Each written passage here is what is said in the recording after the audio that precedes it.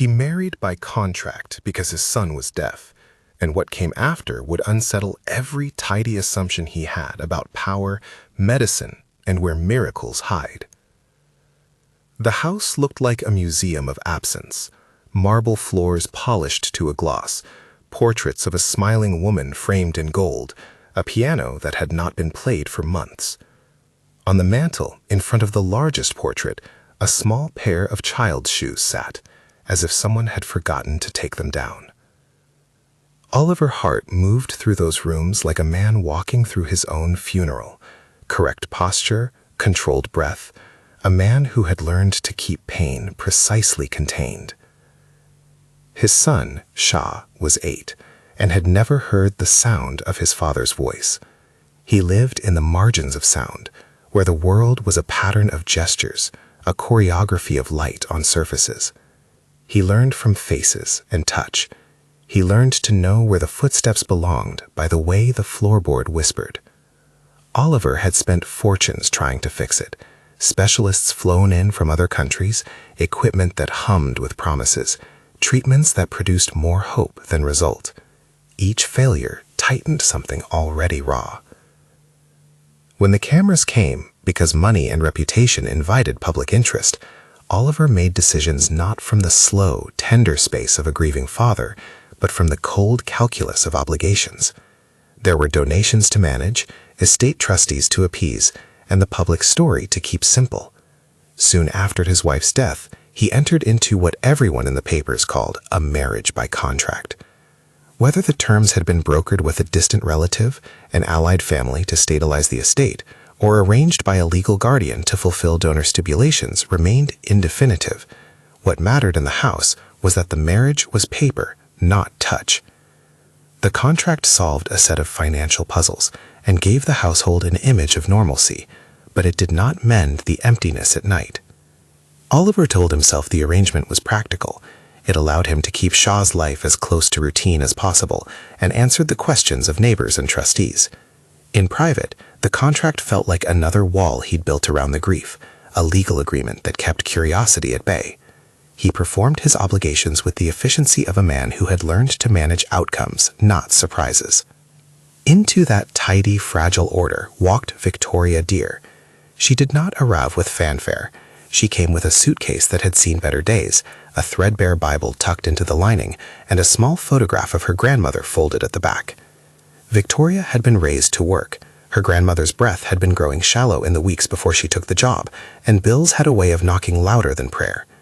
She had experience in houses like this, and a humility that wasn't brittle. It was simply practical, the kind that steadied hands. Mrs. Patterson, the head housekeeper, watched Victoria come in with the cool gaze of someone who had memorized the hierarchy of the household. She was blunt when she told Victoria the rules. No shortcuts, no familiarity with the child. Keep to your duties, speak only when spoken to. The rules were meant to smooth the risks of a privileged home that feared intimacy. Victoria nodded. She needed work. She also needed the steady wages that could pay for medicine for her grandmother. She kept her Bible folded in the back of her scrub pocket, a small, private weight. The first days were small, domestic. Victoria learned where the silverware was kept, how the curtains preferred to be drawn, where Shah liked to sit in the sun. She watched him not as a problem to be solved, but as a person to be known. He had rituals, an insistence on the rhythm of a spoon on a saucer, the way he pressed his palm to his ear when something startled him, a habit Oliver had taught him when he was younger, trying to encourage him to feel vibrations. Shah touched his ear out of habit and hope. The habit was both tender and heartbreaking, a small looping attempt to catch what the rest of the world took for granted. Victoria began to find ways to reach him that weren't intrusive. She held a cup of warm milk so he could see the steam, and point to the moon with a finger until he laughed.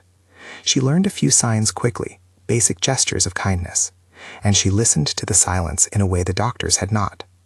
Where specialists focused on machinery, Victoria watched how Shah's fingers moved, how his eyes tracked light, and how he turned his neck toward the low thump of a radiator. It was not expertise, it was attention. One evening, under the yellow hush of the kitchen light, Victoria crouched to gently tie Shah's shoe. He pressed his little finger near the opening of his ear as he often did, and Victoria saw the slight bulge at the entrance of the ear canal, an odd shadow that hadn't been there the week before. She blinked and reached toward it only to remember Mrs. Patterson's rules and Oliver's private rule, do not make waves. Yet the thing would not leave her alone. She had seen enough in smaller clinics, washing out ears for elderly neighbors and learning the simple, uncompensated skills of someone who had to help first and report later. She knew enough to recognize the look of something lodged, an obstruction perhaps, and her chest tightened. She brought herself to Oliver because she wanted him to know, to do the right thing. She found him in his study, the room smelling faintly of lemon oil and old wood. He looked up from the papers as if she had interrupted an important calculus. She told him softly about what she had seen, about the shadow at the entrance of Shaw's ear.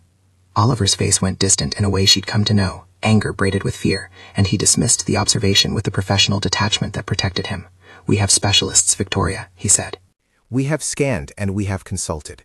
We will follow the professionals." But Victoria could not let it go. At night, she watched Shaw arrange his toys by the window. He would take a toy and run a finger along its edge, listening in a way she could not hear. She noticed how sometimes, when he was engrossed, he would press the shell of his ear with a little frustration. Small gestures built a case in her mind.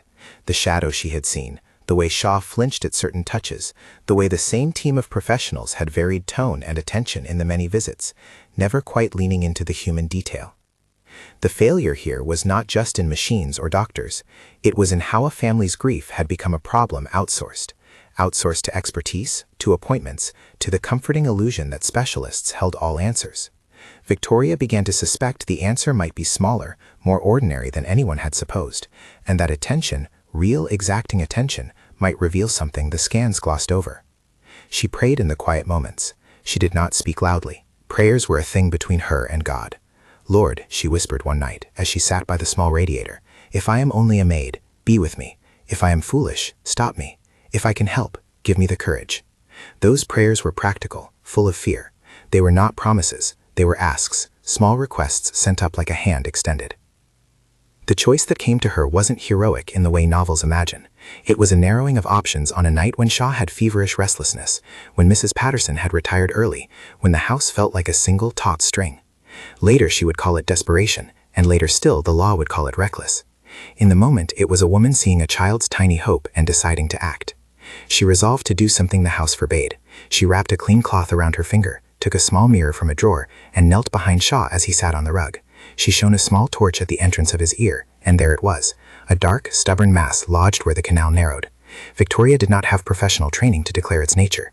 It looked like an accumulation that had hardened over time, perhaps a compaction. It looked possible to remove. She thought of all the times she had rinsed things for neighbors, and how the phone calls from clinics had never asked her to stop. She thought of the look on Shaw's face when he pressed his finger to the ear, and the soft, almost hurt tilt of his head. She made a choice. She did not tell anyone. She used a small blunt instrument to coax what she thought could come free. It was a private, fumbling work marked by fear that she would cause pain, fear of being wrong, fear of the house's wrath if caught. When something finally gave under her careful insistence, there was a strange, alive sound, a small, surprised cry from Shaw as his face tilted toward her, eyes wide. He heard her voice.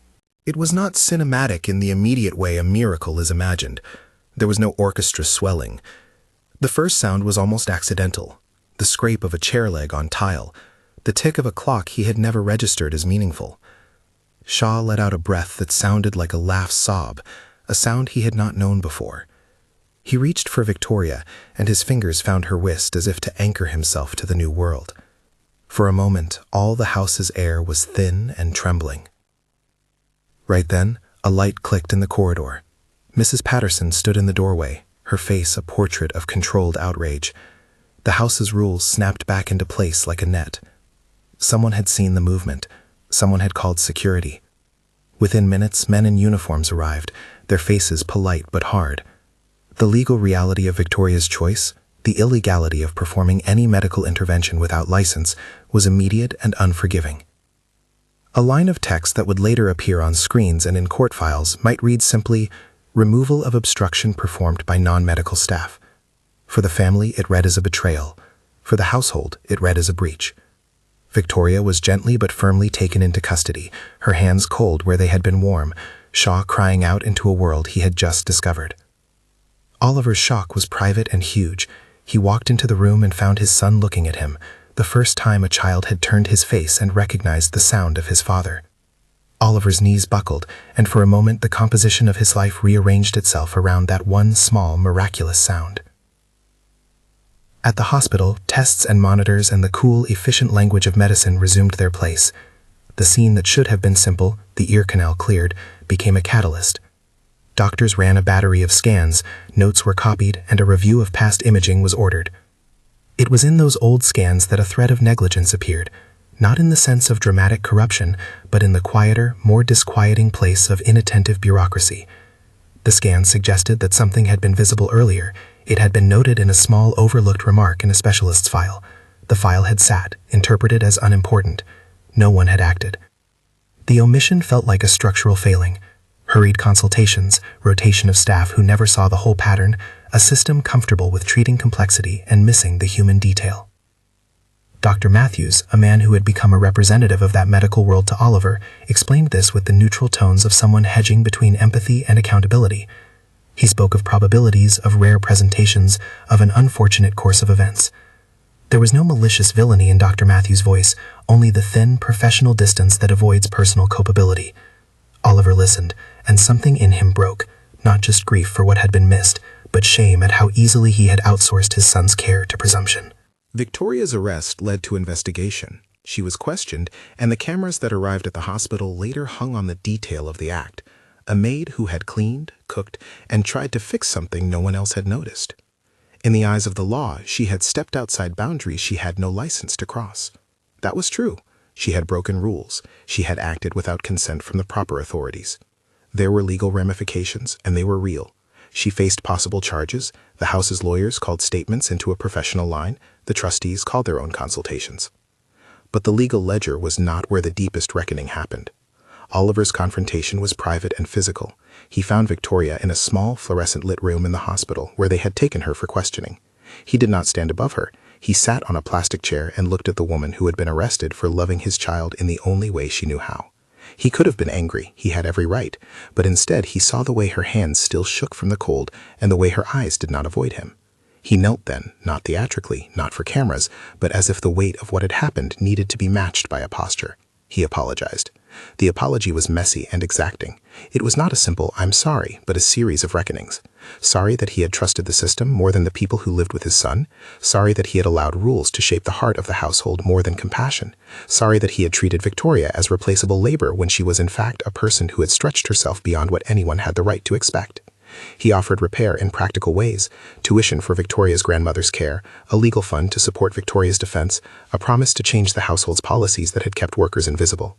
He removed Mrs. Patterson from her oversight of intimate child contact, not as punishment but as an acknowledgement that the rules had been part of the problem.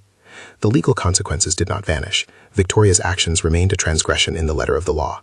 There was anger from trustees and a press that liked a neat narrative. But in the quiet exchange between Oliver and Victoria, another kind of currency was being exchanged. Vulnerability for courage, apology for sacrifice.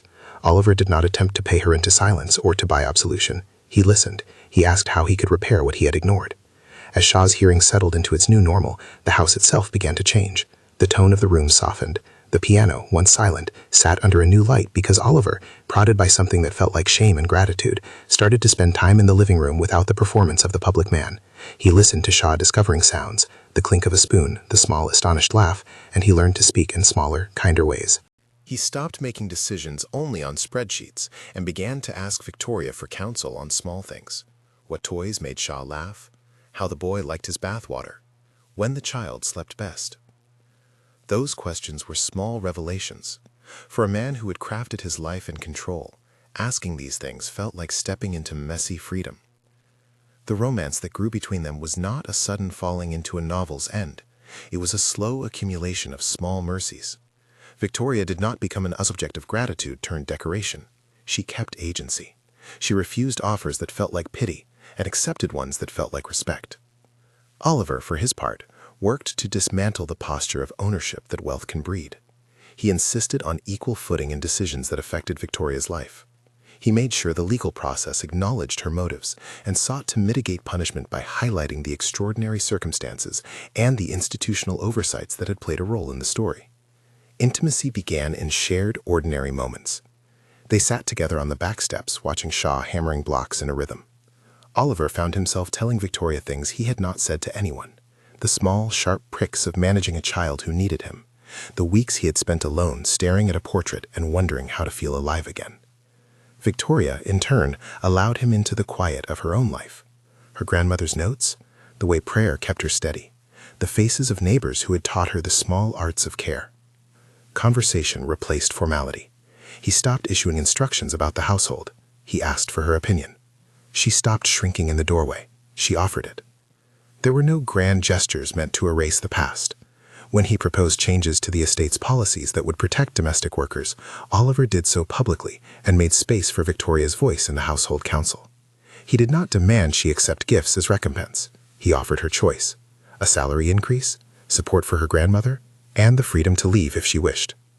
Love, in the tidy but fragile house, began to look like respect.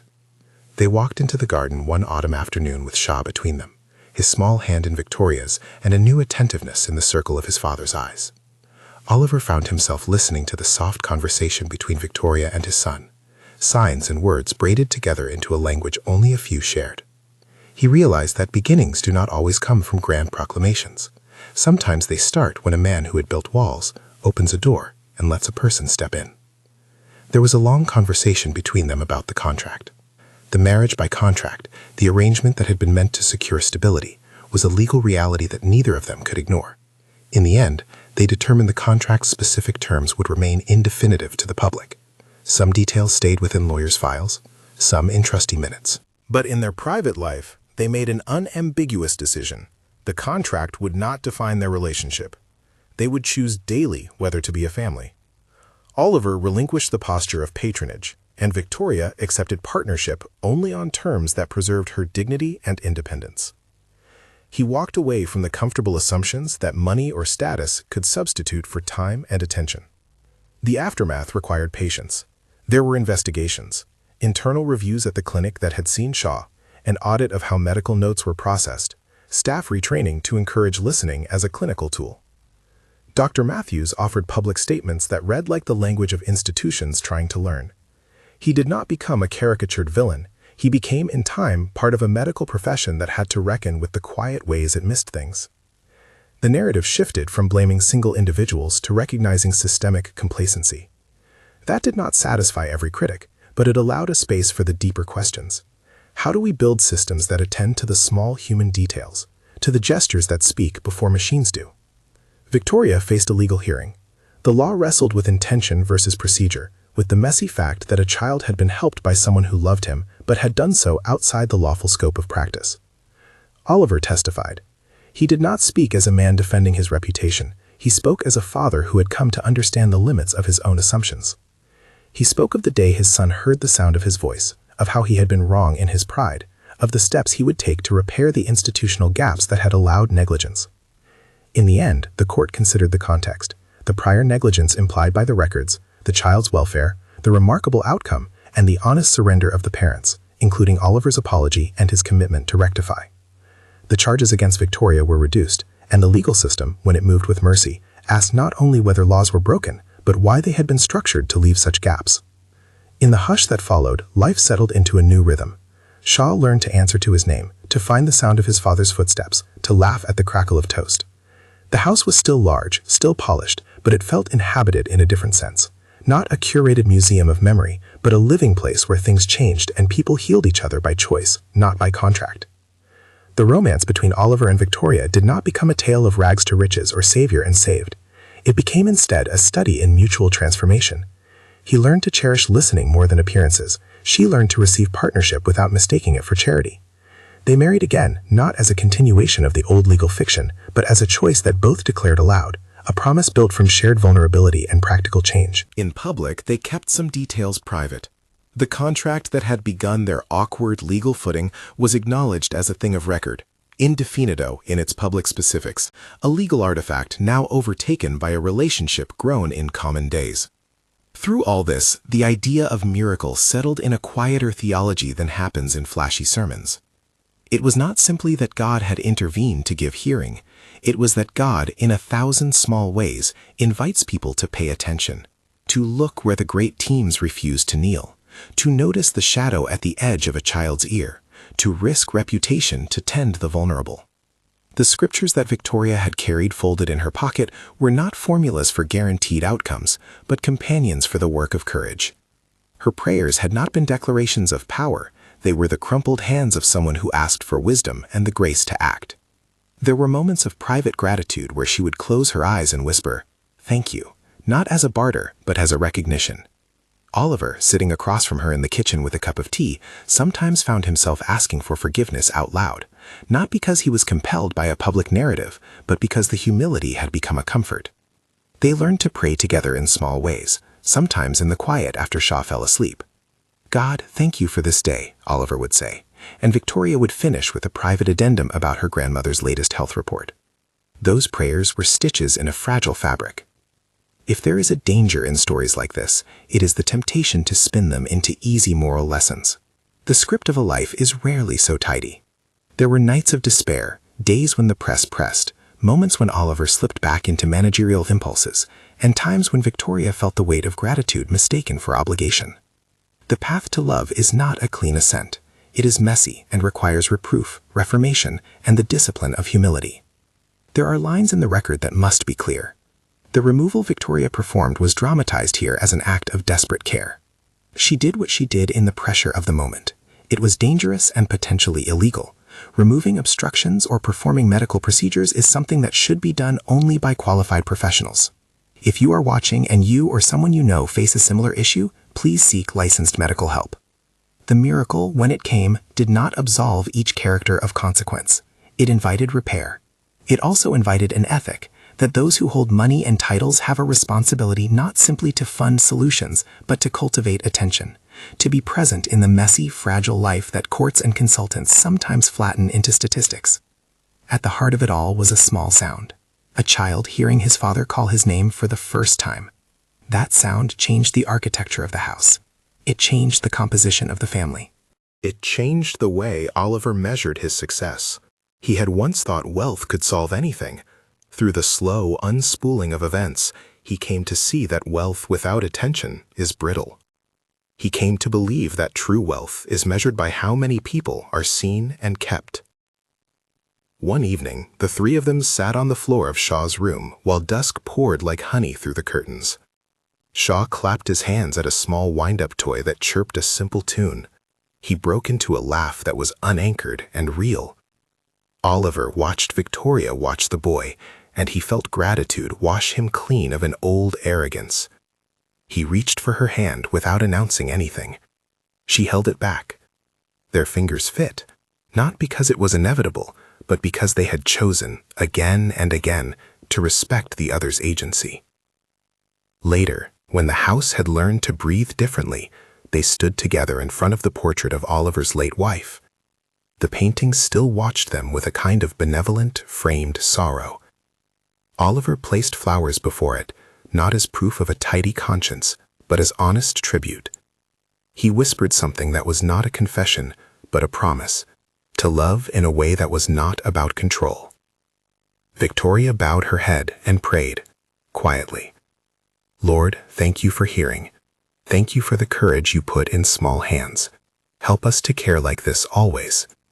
The prayer was intimate, not theatrical. It was an acknowledgement that what had happened was a mystery wrapped in human choices.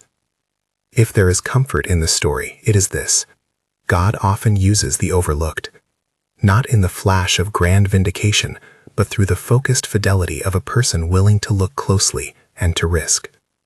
Those who are humble enough to attend to the small things, Victoria with her steady hands, Oliver learning to listen, often become the instruments of change. It does not make them infallible or saints.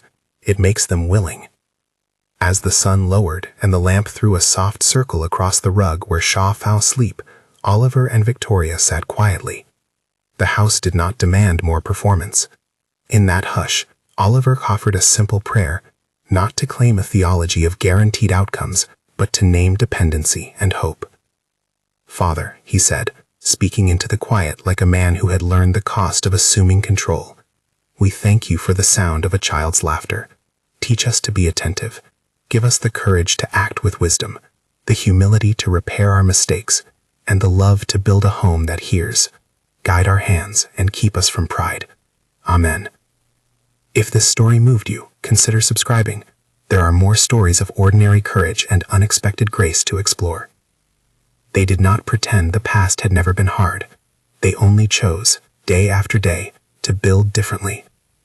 They made changes in the house and the hospital training, they set up funds for caregivers in the neighborhood, and they made space for truth-telling in their circles.